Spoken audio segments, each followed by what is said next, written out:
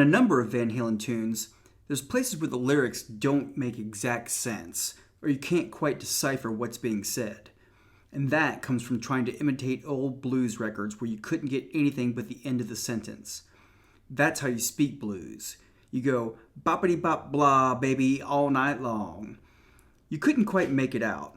And also, if you forget the words, you don't stop singing. You just kind of approximate syllables or a syllable that you can remember, or a consonant. So even though you may well have memorized the lyrics, when you go in to sing, when you get to a certain part of a phrase, you might forget something. So you just kind of mush mouth it and press on. Nowadays, you would go back and fix that. Everybody would go back and fix that. That was not to be fixed.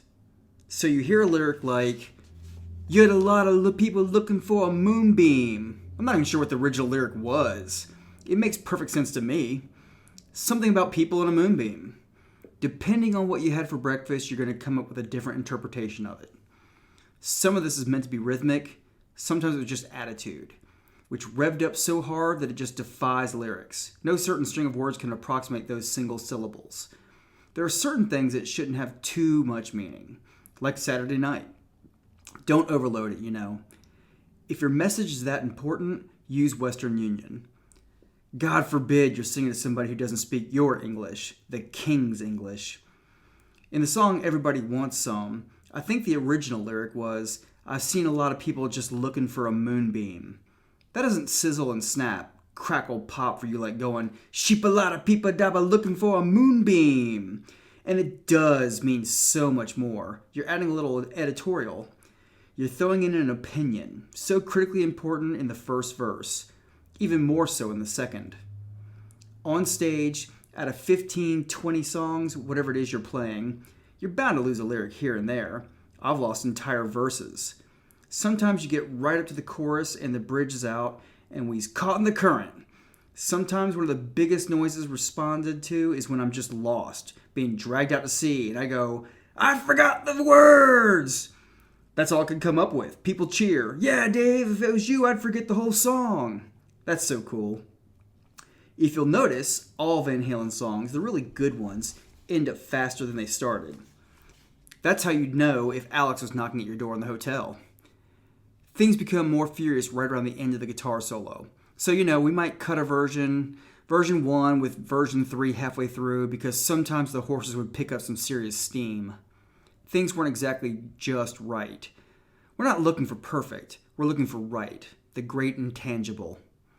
The band played all the songs all together in the studio, including the guitar solo, which means it was exactly live. Go back and listen, and you'll hear that when the guitar solo came up, that's all you heard was a solo and a bass guitar and a drummer. There's no overdub of another guitar, except for twice on that first album.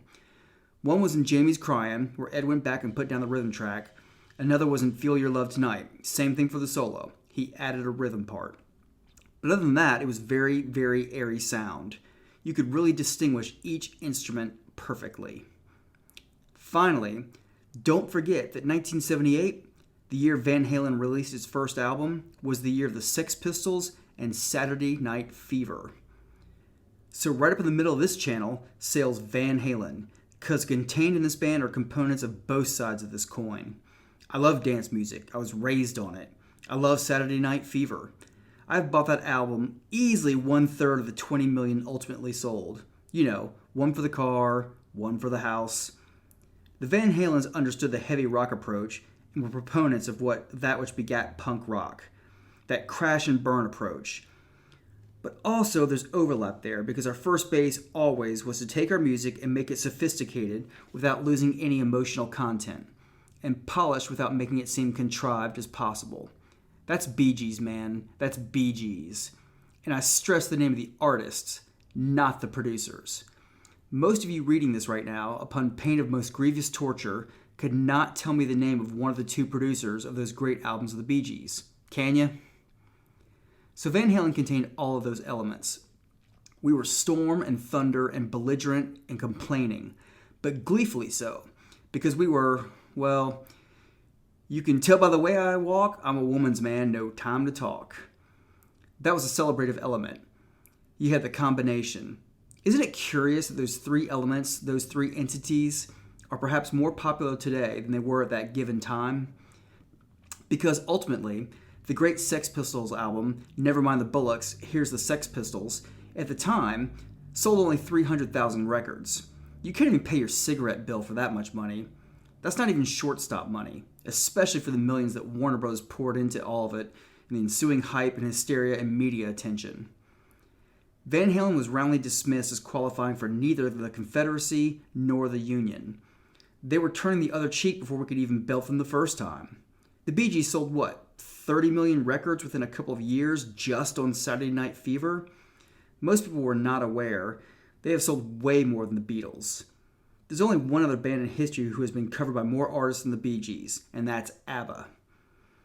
And out of all that has passed since 1978, when all three of us convened, all three of our art forms, our approaches, and who we are, or direct imitations of us, are more popular than ever. There is no functioning club, disco, beer bar, or hangout that does not have an old school 70s disco dance night. There is no city on the face of the earth that does not play religiously classic old school Van Halen, and have at least one band whose entire approach is to imitate that, right down to the clothing and the haircuts. They had an old classic Van Halen night, and there were some 15 bands, all of whom were tribute bands, who played in Fort Lauderdale on a Wednesday night. Every city on earth has this. Everywhere I go, I see it in the papers. The most popular one in LA is called the Atomic Punks, and wherever they play, it's sold out. I checked. I wanted to go see. Evidently, it's hysteria. They start having tailgate parties in front of a beer bar before sundown. In Laramie, Wyoming, they play classic Van Halen over the PA system between innings. It fires the team up. Evidently, it fires the coach up too, because he gets thrown out of more games than not. Glad to have been of assistance. Now, when people think about groupies, they usually think of one of two things. They either think of something they've been told about or vaguely heard about from the 60s, where the girls were almost professionals. There were a couple of girls named the Plaster Casters, who had a little bit of a twist to their game. The way they got backstage was to make plaster molds of guys' dicks. I think they had a collection of some 20 or 30 of them, including Hendrix's and Morrison's dicks. Those gals must be in their 50s now or somewhere near it. They were professionals. They would call ahead, they would come around to the hotels. Sweet Connie was fairly well known as well. Of course, she was great looking back then, in the early to late 70s. She would hang around the Stoneses and the Zeppelinses and whoever.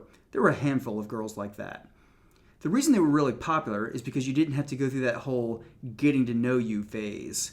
You didn't have to be concerned with having somebody kicking the bed at 5:30 in the morning, standing there naked with a cool filter extra long saying, "What do you mean you don't want pizza?"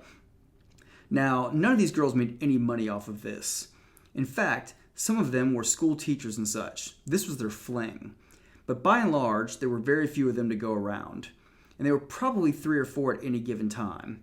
That's why they got such a big name. They were specialists. The other kind of girl that you might meet backstage was quite literally the girl next door. The prom queen, the homecoming queen, Miss Popcorn Festival of Marion, Iowa. A couple of the girls from the water ski demo team for the wetsuit company who happened to be in town doing a demo at the local water park. But these were girls next door, and that was halfway in between. We really didn't pay attention to a whole lot of the opposite ends of the extreme. The goings-on were fairly innocent in that everybody knew the rules. This was not, "Oh, I tricked somebody upstairs." Never had to lie. Everybody knew what was going on. It was part of the show. It was part of the fantasy. And for the first time, the public got to participate in kind of a big way, even if all you did was read about it. Van Halen started up in the same years that the Bay City Rollers were hiding their cigarettes till after a press conference. If you leapt ahead, bands like Journey and what have you were not much different. Everybody wanted to go mainstream. When Van Halen started out in '78, we looked mainstream. If you look at old pictures of Van Halen, it's really hard to tell what kind of music we really played.